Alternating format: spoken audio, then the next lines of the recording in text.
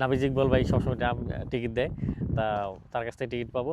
আর এই 38 ঘন্টা 28 ঘন্টা আসলেই মানে জাগ না ঘুমাসি নেই, আসলে অনেক উল্টাপাল্টা হয়ে যেতেছে, মানে কখন কী করতেছি সে মাঠে এসে কোনারে ঘুমাচ্তেছিলাম, কারণ মানে সবার আগে মাঠে চলে এসেছি যে মানে অনেক ক্লান্ত।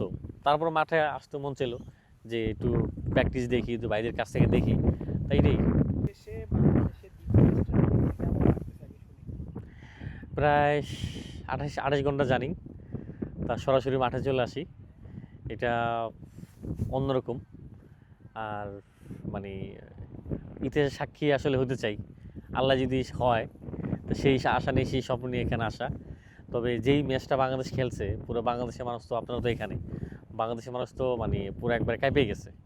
কারণ যেই টিম জিম্বাবুয়ের সাথে মানে এতটা খারাপভাবে হারছে, অনেক মানুষ বিশ্বাসই করতে চায় না যে জিম্বাবুয়ের সাথে বাংলাদেশ মানে এভাবে ম্যাচ হারছে। আর সেই দল মানে অস্ট্রেলিয়ার মতো টিমকে এভাবে নাকানি চুবানি খাওয়াইবো, মানে এটা কল্পনারও বাইরে। যেখানে শ্রীলঙ্কা বলেন, পাকিস্তান বলেন, যে মানে পাকিস্তান সেই জয় পেয়েছে 95-তে, 40টা খেলে 3টা জয়, আর শ্রীলঙ্কা তো 15 ম্যাচ খেলে জয়ই পায়নি। তো সেখানে বাংলাদেশ 3 নাম্বার ম্যাচে এসে জয় পেব, মানে এটা আসলে অবিশ্বাস্য। কিন্তু সেটা কি আসলেই মানে বাস্তবে রূপ দিল বাংলাদেশ টিম। লাইছেন হ্যাঁ, কি মানে ওই সময়টার অনুভূতিটা কিরকম ছিল, কি করছেন আসলে দেশে। ওই সময়টা আসলে দেখেন যে এটা মানে সত্যি বলতে কারোই ছিল না যে আসলে ম্যাচ হয়তো বাংলাদেশ ভালো খেলবে, কিন্তু হারাইতে পারবে কিনা সেটা আসলে কেউ হয়তো বা অনেকে বিশ্বাস করেনি। কিন্তু সেখান থেকে মানে যখন জিতলো, জেতার পর তো আসলে মনে হচ্ছিল যে না, আসলে ওয়ার্ল্ড কাপ পাওয়ার মতো, ওয়ার্ল্ড কাপ পাওয়ার মতো। কারণ দেখেন এই কন্ডিশনে মানে ম্যাচ মানে ভালো খেলাটাই আমরা চাই, কিন্তু সেখানে বাংলাদেশ জিতছে। এটাই এই জন্যই যে বেশি আত্মহারা হয়ে গেছিলাম, বেশি খুশি মানে খুশি হয়েছিলাম যে মানে যেই কারণে কিন্তু সবাইকে মিষ্টি খাওয়াইছি।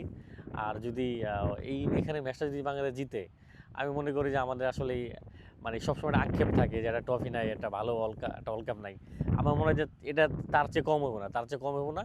কারণ এখানে জিতা আসলেই এত সহজ না, অনেক কঠিন, অনেক কঠিন, মানে অকল্পনীয়। আচ্ছা এখন এই যে আসলেন দেশে এতদিন পর হ্যাঁ, এসে মানে এখানে প্রস্তুতি কেমন কি করছেন। হ্যাঁ, এখানে আপনার যখন ট্যাক্সি আসতেছিলাম, এক 70-75 বছর সে বললো যে বাংলাদেশে তখন ভালো খেললো, সে নিজে তখন তালি দিছে, বলতেছে যখন সে টিভিতে খেলা দেখছে, তা এই জার্সি যখন দেখছে ক্যাপ মাথায়, ক্রিকেট, টিএস ক্রিকেট মানে আলোচনা করে ক্রিকেট নিয়ে, এটা ভাবতে ভালোই লাগে যে ওদের সামনে দেওয়া অসংখ্য মানুষ আসা যাওয়া করে, এখানে যারা স্থানীয় অনেক দেশের মানুষ এখানে আছে, দেখেন কারোর সাথে কেউ হাইডার কথা বলে না। আর যখন দেখলো বাংলাদেশে জার্সি পরা খেল, তখন আসলে সে হাইডার কথা বলে, উনি বাংলাদেশের ক্রিকেটের বিষয়ে বললো যে বাংলাদেশ খুব ভালো খেলছে, বাংলাদেশ আসলে সামনে ভবিষ্যৎ বাংলাদেশে অনেক ভালো। তখন খুব ভাবতে অনেক অনেক ভালো লাগে। ছবি তুললেন না ও শুধু আর কি। না, না, আমি ছবি তুলছি, কি বললো আমি সবাই। ছবি না কিছু বলি নেই, কারণ আসলে এইভাবে আমাকে অস্ট্রেলিয়ান খেলোয়াড়রা অতটা চিনে না। আমি ছবি তুলছি।